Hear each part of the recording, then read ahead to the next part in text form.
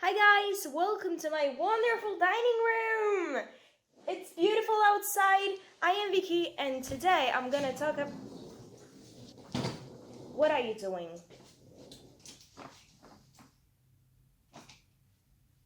I'm leaving. But where exactly, if I may know?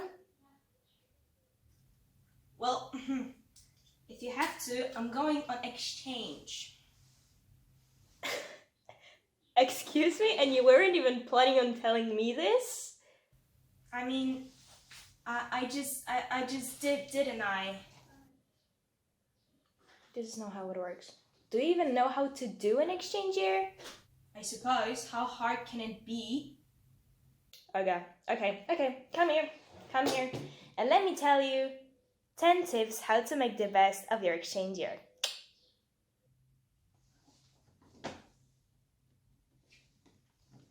Who are you talking to?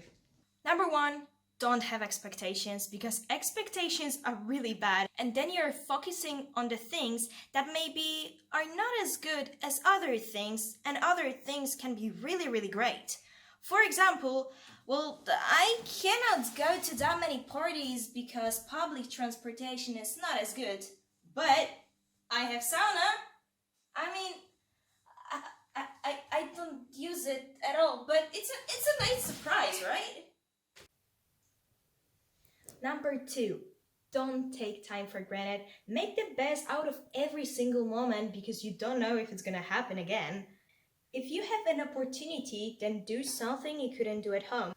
Try to say yes for everything that you didn't do before and everything that's possible. I mean, of course, if it's legal, if your host family is okay with it, and if it educate you about maybe new culture or language or anything, but like don't do illegal things. And if you're gonna embarrass yourself, you will leave the country anyway. So like nobody's gonna remember about it, and even if they will, they're staying in the country and you're not gonna be there anymore, so like don't care about it.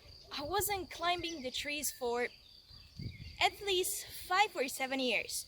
So number three, do things that scares you. Get out of your comfort zone because that's the worst place that you can be in. Number four, don't be afraid of changing things because change means good. I mean, not always, but everything happens for a reason. And you will try and experience so many different new things, and maybe some of them you will like and some of them you will not. But that's okay. Things are changing constantly and everything is literally changing. And also we'll learn how to talk with your host family about the changes or the things that you don't like. Because the changes, like I said, are really important and your relation with your host family is the key. If you're gonna tell them if something is not right for you, maybe you can develop better relation with them and it's gonna change a whole experience for you. And believe me, these are relations that are for sure worth remembering. Number five, ask about everything you don't know because for sure you will have some questions, so don't be scared and just ask them. Because as Confucius said, the man who asks a question is a fool for a minute. The man who does not ask is a fool for life.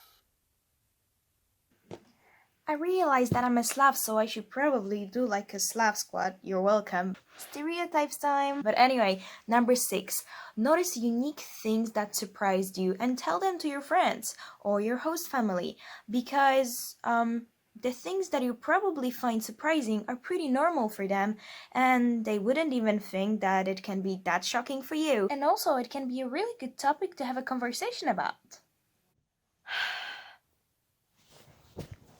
Number seven, make the first step because they are probably scared to talk to you because you're the new one and they are in a comfortable situation.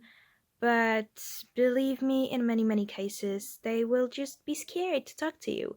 Even though they really want to, just make the first move. And you don't even realize how many things that one move can make easier for you. Number eight, Make friends with locals. I know that it's like a million times harder than making friends with other exchange students, but believe me, it's a whole different level of experience. Number 9. Once you learn the language of your host country, your exchange starts again. And believe me, nothing brings this much joy as the moment when you actually realize that you can go to the shop and order something by yourself. Or when you're speaking the language and your friends are just in love with it. For example, mine is always whenever I'm telling her literally anything in Hungarian, which is crazy. But okay, if they like it, then why not? And finally, the last but not least, number 10. It's okay not to be okay. Don't put too much pressure on yourself. And if the things are not going the way you wanted them to go, leave them be. If you're doing something wrong, you're still learning. It's okay if you're gonna do some mistakes. Don't expect from yourself the amount of things that you cannot deal with because, well, you're not a robot. And I remember that I was blaming myself for feeling homesick so much, and I felt so guilty because, it was my biggest dream to be here, and I should be happy about it, but I couldn't because I was missing home. Well, little did I know how wrong I was, and like I said, it's totally fine. Most of the people have worse time, so just talk to others and make sure that you can deal with it and you can take time for yourself.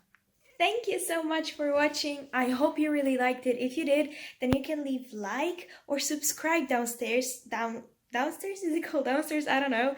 I know I behave like a YouTuber, but I'm just curious if you liked it and if you find it actually useful. I hope you do because I was thinking about them quite a long time. But anyway, stay healthy, stay hydrated, and till the next one. Bye.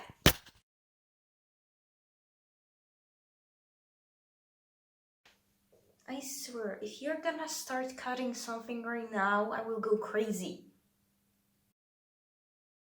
And finally, bro, stop. I beg you. Subscribe. No, Yuki.